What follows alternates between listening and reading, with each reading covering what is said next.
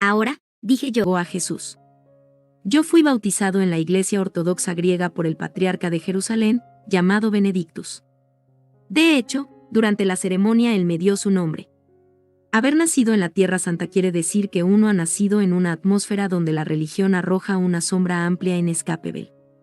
A la edad de 2 años fui matriculado en una institución preescolar católica, y formalmente fui educado por monjas, y más tarde por monjes, por 14 años.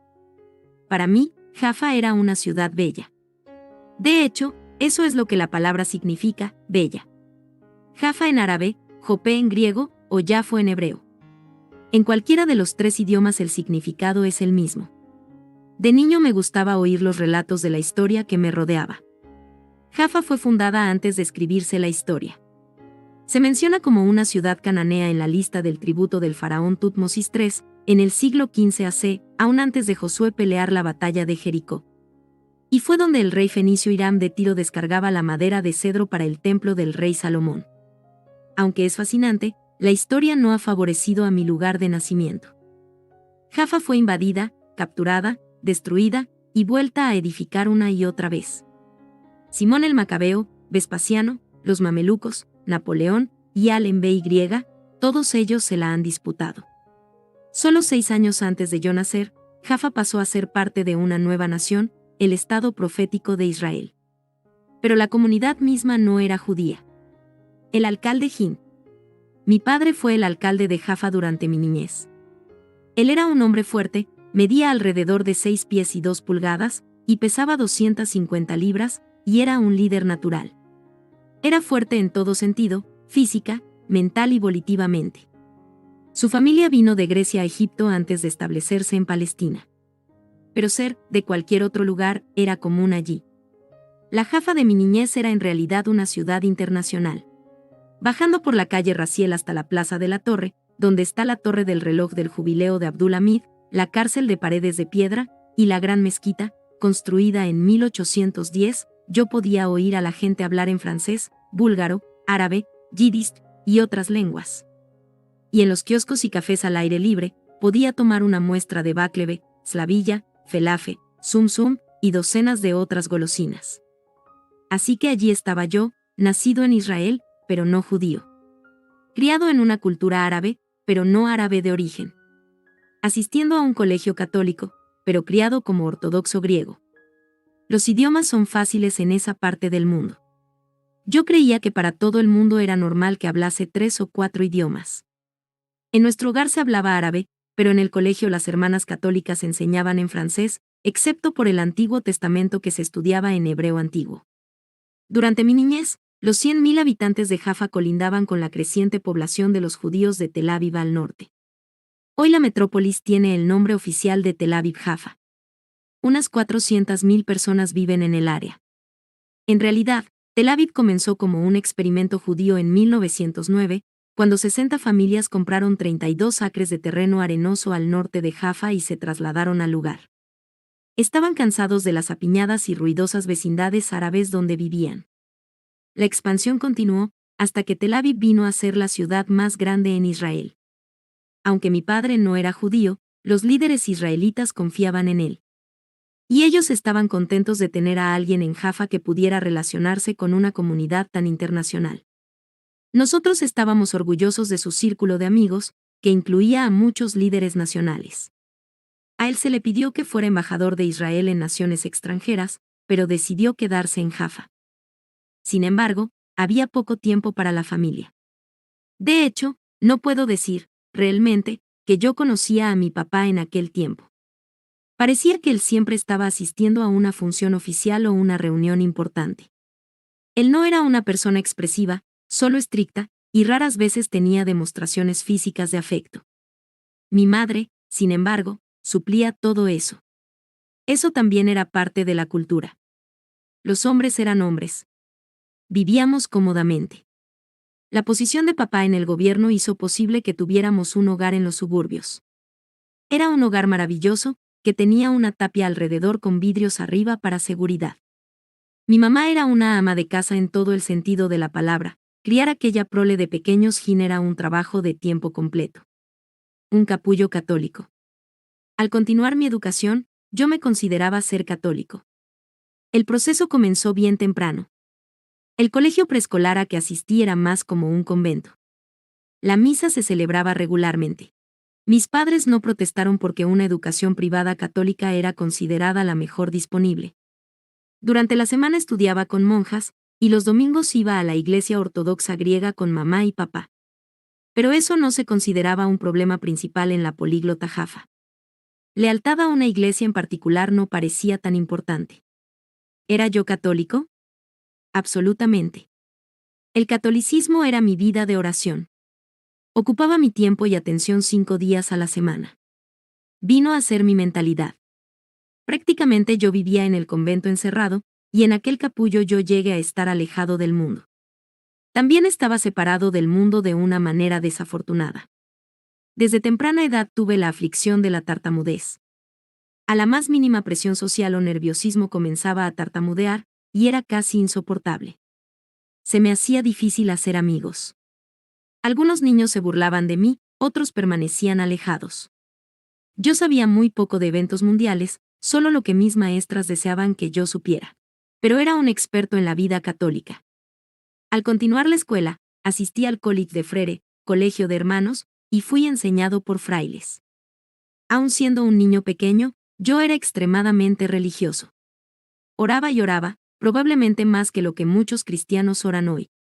Pero todo lo que yo sabía orar era el Ave María, el Credo, la oración del Señor, y otras oraciones prescritas. Solo raras veces hablaba realmente con el Señor. Cuando tenía alguna petición específica, la mencionaba. De otra manera mi vida de oración era bien organizada. Muy rutinaria. La máxima parecía ser, debes sentir dolor cuando oras. Y esto era fácil. No había prácticamente ningún lugar para arrodillarse excepto en la roca blanca de Jerusalén que estaba donde quiera. La mayoría de los hogares son hechos de ella. Y las escuelas a las que yo asistía no tenían alfombra, solo pisos de roca blanca. Realmente llegué a creer que si uno no sufre con su súplica, el Señor no le escucha, que el sufrimiento era la mejor manera de ganar el favor de Dios. Aunque prácticamente ninguna espiritualidad acompañaba a la enseñanza, todavía aprecio el fundamento que recibí en la Biblia. A menudo pienso, ¿a cuántos niños se les enseña el Antiguo Testamento en hebreo? Y nuestros viajes literalmente hacían viva la palabra de Dios. Una vez viajamos al Negev, donde nos paramos al lado de los pozos que Abraham había cavado y aprendimos acerca de él. Aquella experiencia quedará conmigo para siempre. Su túnica era más blanca que lo blanco. Muchas veces en mi vida Dios me ha hablado en visión. Solamente sucedió una vez durante mis años en Jaffa, cuando era un niño de 11 años. Realmente creo que fue en aquel momento cuando Dios comenzó a moverse en mi vida. Puedo recordar la visión como si hubiera sucedido ayer. Yo vi a Jesús entrar a mi cuarto. Él tenía puesta una túnica que era más blanca que lo blanco y un manto rojo oscuro sobre la túnica. Vi su pelo. Miré a sus ojos. Vi las señales de los clavos en sus manos. Lo vi todo. Tú tienes que entender que yo no conocía a Jesús. No le había pedido que viniera a mi corazón. Pero en cuanto lo vi, lo reconocí. Sabía que era el Señor. Cuando sucedió, yo estaba dormido, pero, de repente, mi cuerpecito fue arrebatado en una sensación increíble que solo se puede describir como eléctrica. Sentí como si alguien me hubiera conectado a un enchufe eléctrico. Sentía un adormecimiento como si agujas, 1.000.000 de ellas, entraran a través de mi cuerpo. Y luego el Señor se paró frente a mí mientras yo estaba en un sueño bien profundo. Me miró directamente con los ojos más bellos que he visto. Sonrió, y sus brazos se abrieron. Yo podía sentir su presencia, fue maravillosa y nunca la olvidaré. El Señor no me dijo nada, solo me miró, y luego desapareció. Inmediatamente me hallé bien despierto. En ese momento, apenas podía entender lo que estaba pasando, pero no fue un sueño. Aquella clase de sentimientos no ocurren en un sueño. Dios me permitió experimentar una visión que crearía una impresión indeleble en mi vida joven. Al despertarme, la sensación maravillosa todavía estaba allí. Abrí los ojos y miré alrededor, pero este sentimiento intenso, poderoso estaba todavía en mí. Me sentí totalmente paralizado, no podía mover un músculo, ni una pestaña, estaba completamente petrificado allí. pero todavía yo estaba en control de mis facultades. Este sentimiento extraño me sobrecogió, pero no me dominó. En realidad, sentí que podía decir, no, yo no deseo esto, y la experiencia se hubiera ido, pero no dije nada. Mientras estaba allí, despierto, el sentimiento permaneció conmigo, luego lentamente se fue.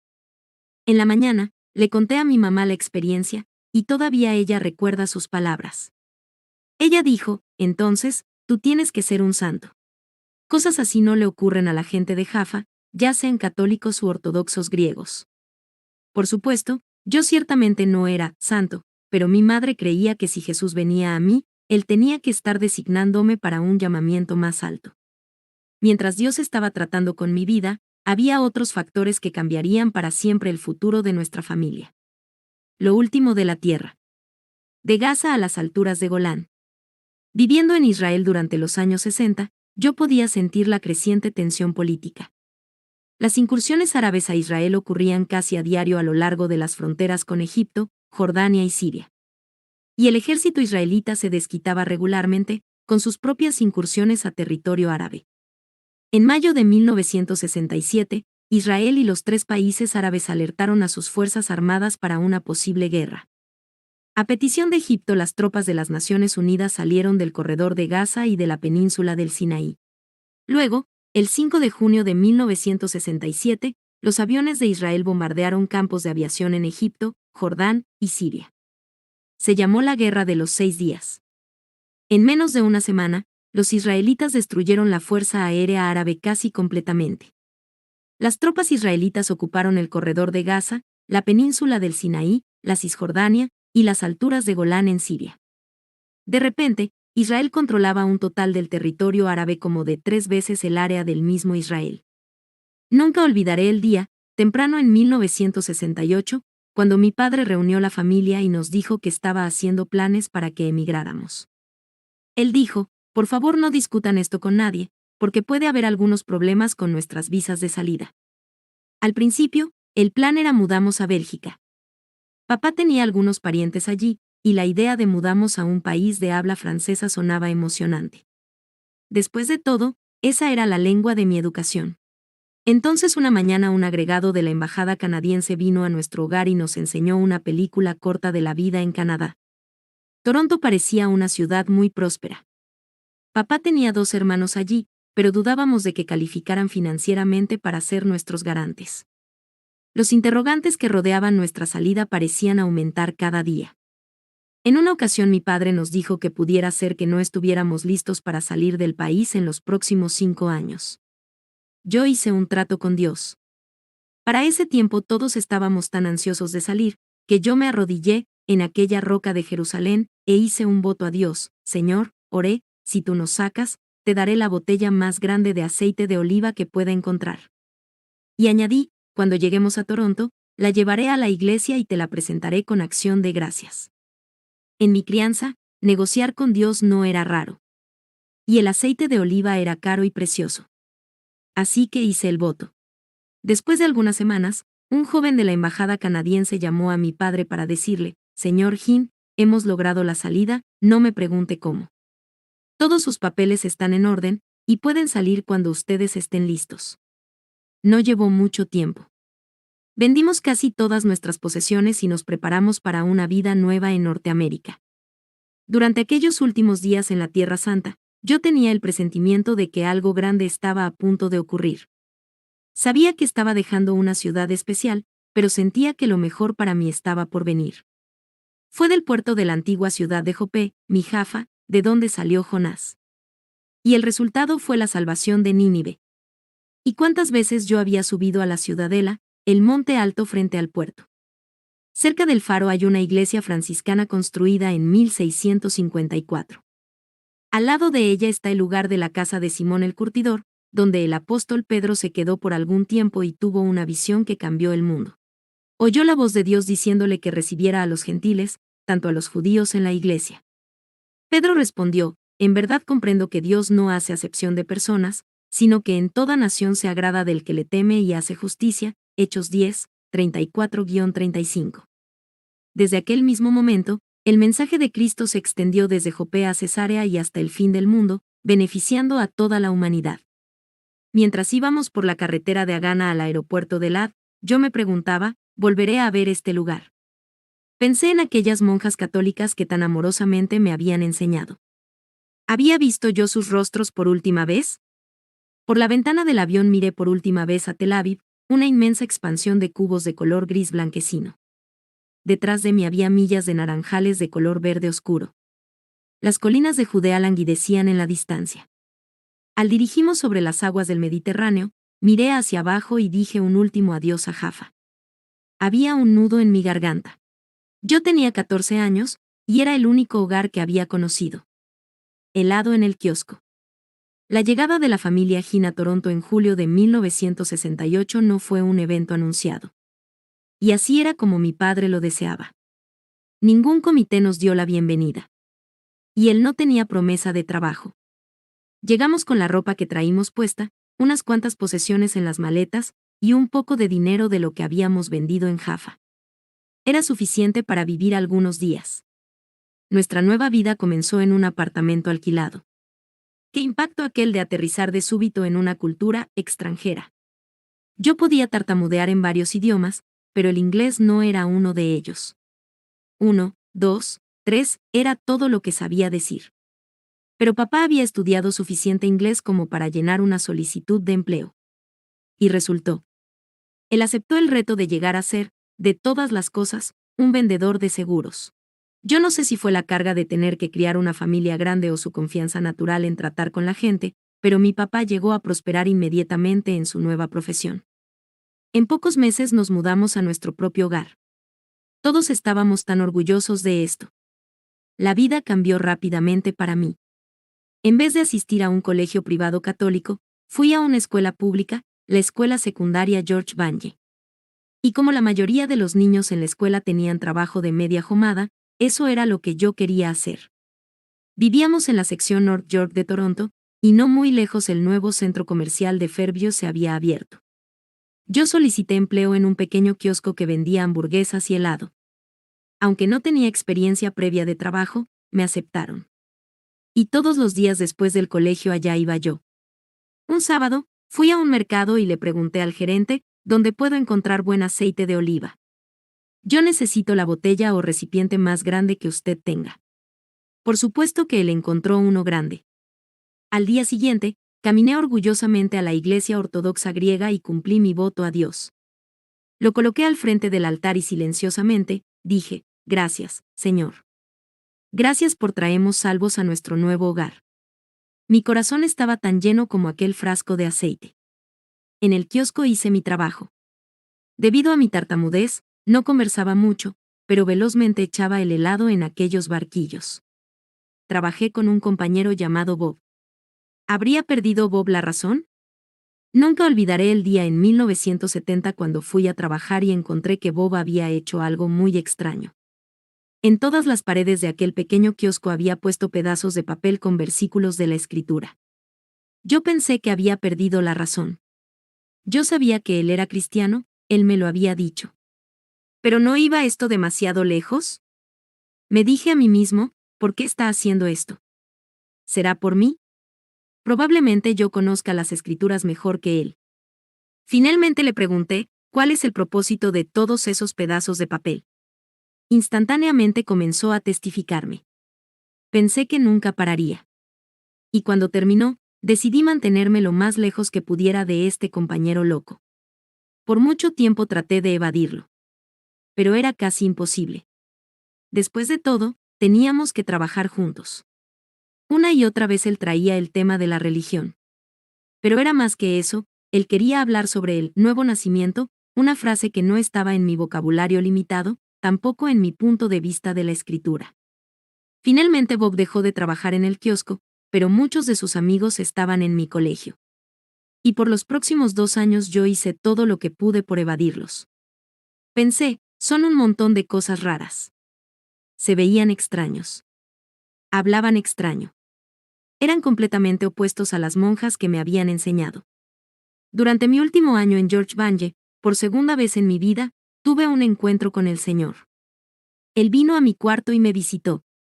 En esta ocasión fue en la forma de un sueño inolvidable. En Jaffa, cuando yo tenía 11 años, la visión de Jesús de pie frente a mí había dejado una impresión indeleble. Pero ahora en Toronto, no estaba envuelto en el estudio de la Escritura. Todavía iba a la iglesia. Pero lo que estaba a punto de ocurrirme vino cuando menos lo esperaba. Fue totalmente inesperado, y fui petrificado por la experiencia. Permíteme decir exactamente lo que pasó en mi cuarto aquella noche fría en febrero de 1972. En el sueño, yo me encontré descendiendo por una escalinata larga, oscura. Era tan inclinada que pensé que me caía. Y me llevaba a un abismo profundo sin fin. Estaba atado con una cadena a un prisionero frente a mí y a otro prisionero detrás de mí. Yo estaba vestido con la ropa de un preso. Había cadenas en mis pies y alrededor de mis muñecas. Hasta donde yo podía ver al frente y detrás de mí, había una interminable línea de cautivos. Luego, en aquella niebla de aquel abismo semioscuro, vi docenas de hombrecitos que se movían alrededor. Eran como enanos con orejas en una forma rara. Yo no podía ver sus rostros, y sus formas eran casi invisibles.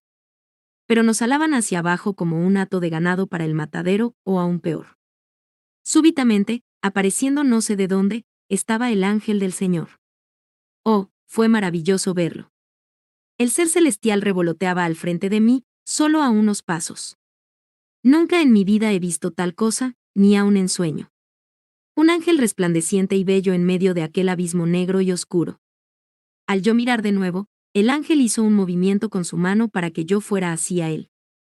Entonces me miró a los ojos y me llamó. Mis ojos fueron cautivados por los suyos, y comencé a caminar hacia él. Instantáneamente, aquellas cadenas cayeron de mis manos y pies.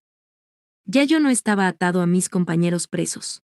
Rápidamente, el ángel me llevó a través de una puerta abierta, y al momento de caminar en la luz, el ser celestial me tomó de la mano y me dejó en Don Mills Road, el nombre de una calle, en la misma esquina del colegio George Banje. Me dejó a solo unas pulgadas de la pared del colegio, al lado de la ventana. En un segundo, el ángel se había ido, y me desperté y deprisa fui al colegio para estudiar en la biblioteca, antes que comenzaran las clases. Casi no podía pestañear. Al estar sentado allí, ya sin pensar acerca del sueño, un pequeño grupo de estudiantes vino a mi mesa. Inmediatamente los reconocí. Eran los que habían estado molestándome con toda esa plática de Jesús. Me pidieron que me uniera a ellos en la reunión de oración de la mañana. El salón estaba al salir de la biblioteca. Pensé, bueno, me los quitaré de encima. Una reunioncita de oración no me va a hacer daño. Yo dije, está bien, y caminaron conmigo al salón. Era un grupo pequeño, solo 12 o 15 muchachos, y mi silla estaba en el centro. De repente, todos entero levantaron las manos y comenzaron a orar en algún idioma extraño. Yo ni aún cerré mis ojos. Casi no podía pestañear. Allí había estudiantes de 17, 18, 19 años, muchachos que había conocido en clase, alabando a Dios con sonidos ininteligibles. Nunca había oído hablar en lenguas, y estaba pasmado. Pensar que aquí estaba Benny, en un colegio público, en una propiedad pública, sentado en medio de un grupo de fanáticos. Era más de lo que yo podía comprender. Yo no oré. Solo observaba. Lo que pasó después era más de lo que jamás hubiera podido imaginar. Me sobrevino una ansia repentina de orar. Pero realmente no sabía qué decir. Dios te salve María, parecía inapropiado para lo que yo estaba sintiendo. Nunca me habían enseñado la oración del pecador en ninguna de mis clases de religión. Todo lo que podía recordar de mis encuentros con la gente de Jesús era la frase, tú tienes que conocer a Jesús. Aquellas palabras parecían fuera de lugar para mí, porque yo creía que lo conocía. Fue un momento embarazoso. Nadie estaba orando conmigo ni aún por mí. Sin embargo, estaba rodeado por la atmósfera espiritual más intensa que jamás había sentido. ¿Era yo un pecador? No lo creía. Yo era un niñito bueno católico, que oraba todas las noches y confesaba los pecados ya sea que lo necesitara o no. Pero en aquel momento cerré los ojos y dije 5 palabras que cambiaron mi vida para siempre. En voz alta dije, Señor Jesús, ven otra vez. No sé por qué las dije, pero eso fue todo lo que salió de mi boca. Repetí aquellas palabras una y otra vez. Señor Jesús, ven otra vez. Señor Jesús, ven otra vez. Pensaba que él había dejado mi casa o salido de mi vida. Realmente yo no sabía. Pero cuando dije esas palabras una cierta sensación vino sobre mí, volví a sentir el adormecimiento que sentí cuando tenía 11 años. Era menos intenso, pero podía sentir el voltaje de aquella misma fuerza que salía a través de mí.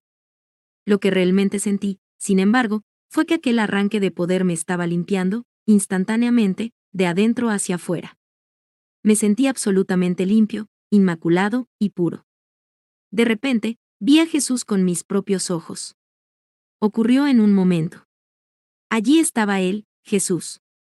Las 8:05.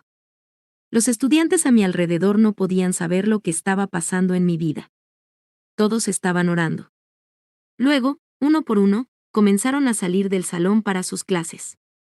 Eran las 8:05 de la mañana.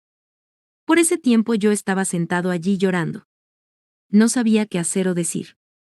En aquel momento, no lo entendía, pero Jesús se hizo tan real para mí como el piso que estaba debajo de mis pies. Realmente yo no oré, sino esas 5 palabras. Pero sabía, sin lugar a dudas, que algo extraordinario había pasado en aquella mañana de febrero.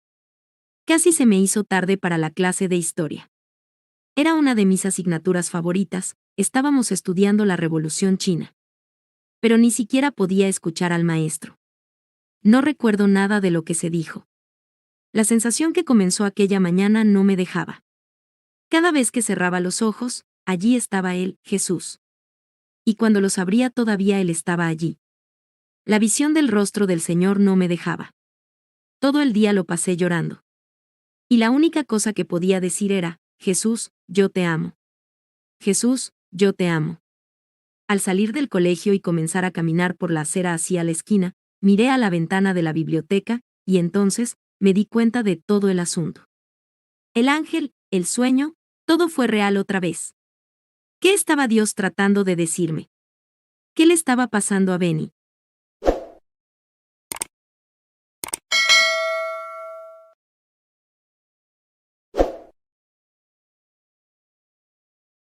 Buenos días, Espíritu Santo.